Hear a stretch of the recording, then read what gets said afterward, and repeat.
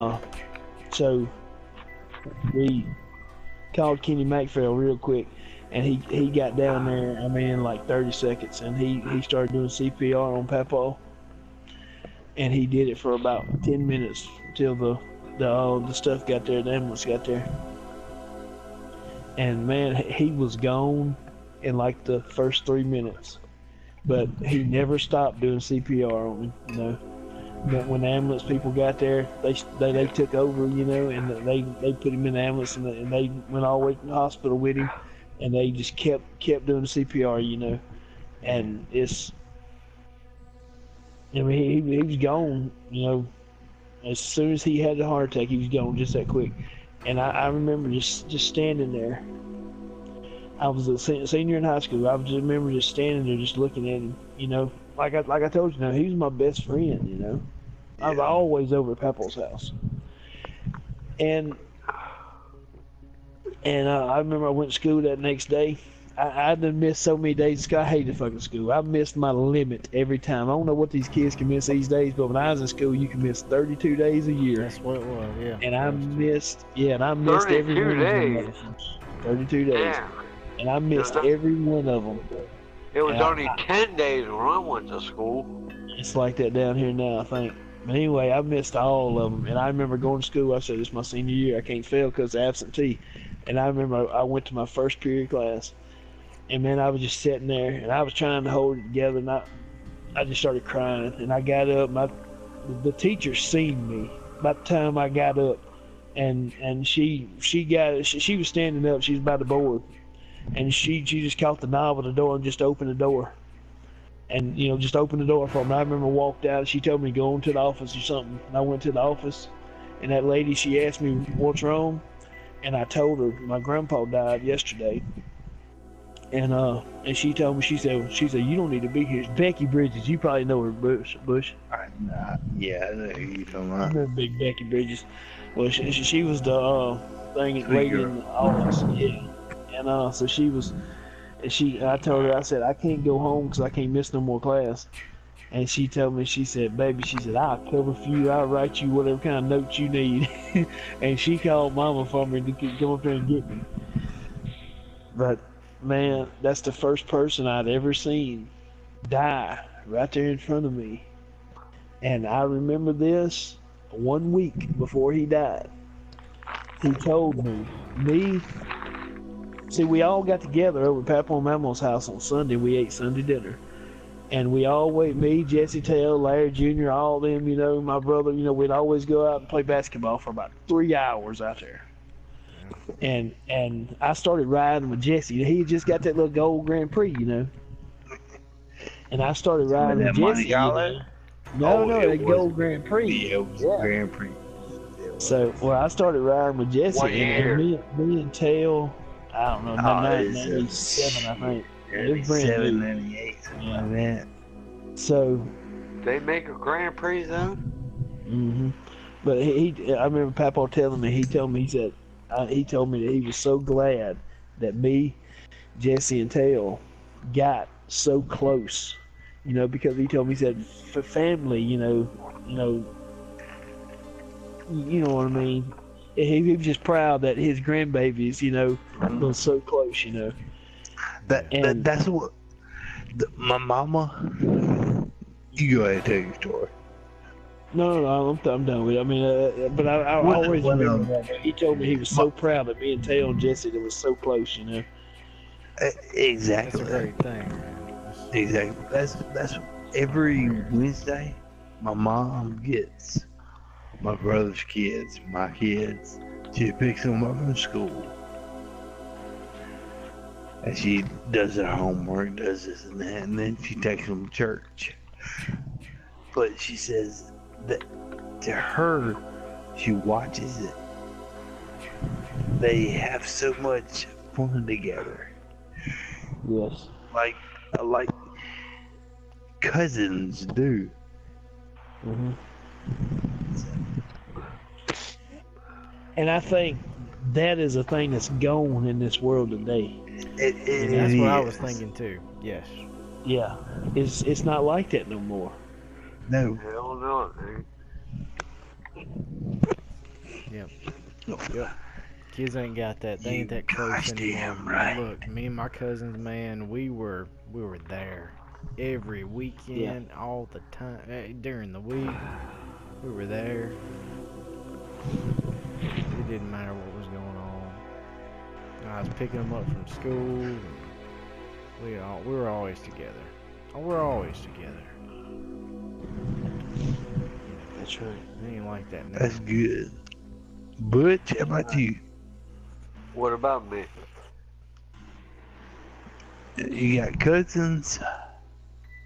I got family everywhere. I mean, You got close. the You bad got close. stuff. You got good some stuff. close ones, Good cousins. Like that.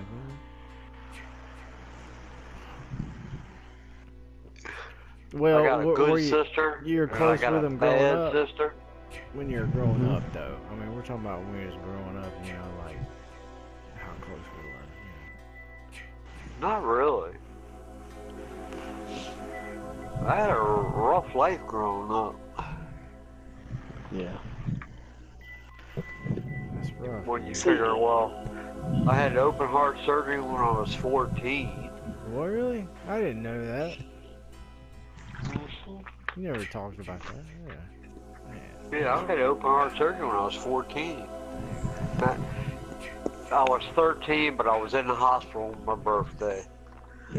Really? Your birthday? Yep. Dang. That's rough. I had a hole in my heart, and they repaired it. I did what's too. up. I had a murmur when I was younger. So did I. That's what I had. Yeah.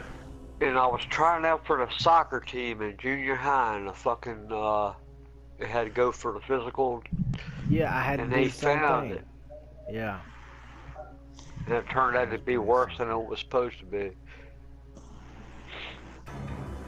And Buddy McGee doctors over You're a the lucky line, man, just didn't Butch. worry about it. Yeah. Yeah. And you're alive today, so. I'll tell you this. When my daddy was born, they found a hole in his heart when he was 2 years old. And he said it was about the size of a quarter. Wow, at 2. At 2 years old, said it was about the size of a quarter. And as he grew, they couldn't find the hole anymore. It was like it was gone, like it healed over. Well, to heal it. You know, when you're born, everybody has a hole in their heart. It's just after you're born, after It's so long, probably it different closes for you, up. though. Yeah. Mine didn't. See, I have an enlarged heart. Mhm. And my heart skips a beat too, so.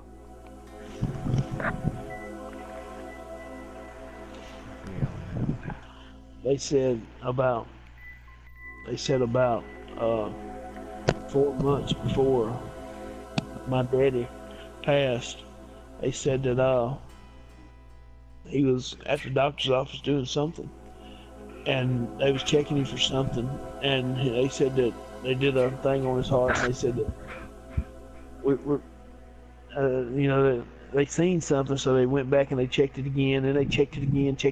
They said, we're showing like you got a hole in your heart here. And he told him, he said, when he was born, he said he had it. They found it at age 2. He said they kept checking it, and somewhere around age 15 or so, they said they couldn't find it no more. And they said it was like it was gone. He said that it was there the whole time, so they couldn't. And they said that it was in such a weird place that it wouldn't show up. But it started showing up right there before he passed. It's a heart murmur. Yeah. Yeah. It's your heart beating in. I have it too. But everybody's born with a hole in their heart. It's just after you're born it closes up after you get so old. But mine did.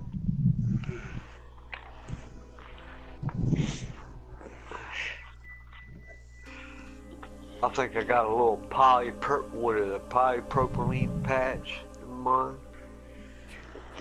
I've got 2 heart murmurs in mine. Mm-hmm. I went to Bell when they fixed it. It's awesome. They actually do it. Shoot ya. Yeah. I was working on the coast. We had after no, it wasn't after Katrina. We was going down to the coast for some reason. There was a rental house down there. Kelly's sister was married to Jim Durham. He had Durham auctions down there on Highway 49 around Brooklyn. Y'all remember that Durham auction, that car auction down there on the left? Up Brooklyn Street. They what now? Brooklyn Street. No. It's Brooklyn, Mississippi. It's like a little. Oh, It's like I a know little where that- community.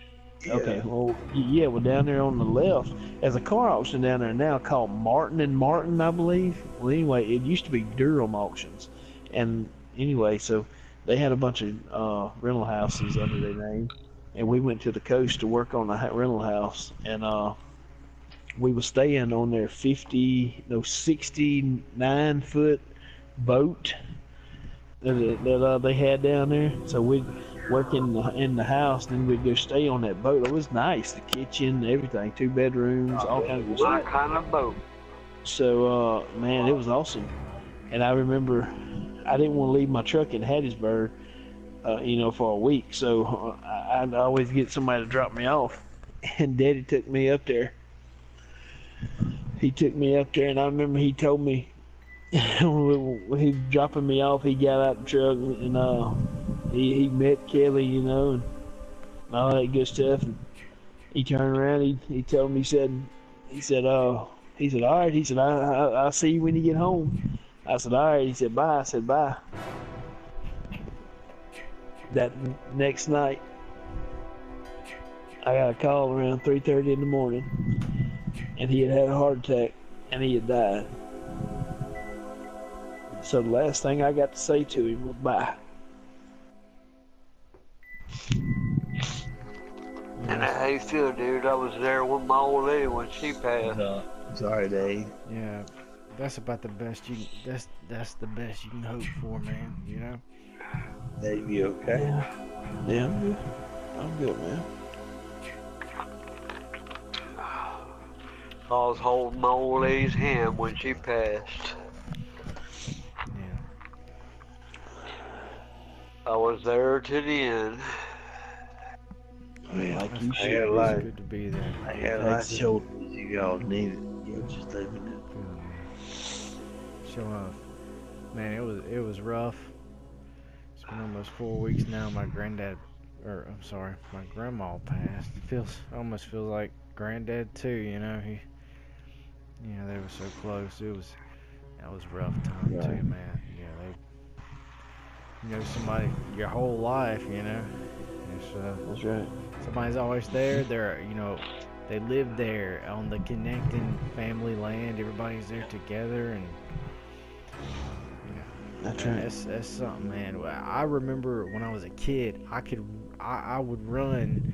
I would get on the road. I wouldn't even go through the woods. I was in the woods all the time, but I would get on the road and I could run all the way to Grandma's without stopping. And I could turn around and run all the way back. We'd ride our bikes, 4-wheelers. This is, we did everything there. Fishing, hunting, all of our hunting was done there. We planted the pines. All the gardening and stuff we did, everything was there. Our whole life was there. And they were on that other side of property, and I just heard the other day, my mom was telling me they're buying my grandparents' house. They're gonna go live in it, which is that's pretty awesome. You always Right. you always wonder what's gonna happen. You never think about somebody passing, and then they do, and you're just like, what now? And they're just trying to keep everything together. They don't want nothing to go to nobody else. They just want to keep it all together. So. No, most of my grandparents passed when I was in elementary school. Not me, man. I have so many. Everybody in my family Except just for my about has been grandmother. divorced. My so grandmother, I have a ton. she was meaner than snake shit. Ain't no lie. She was ornery. She was Italian.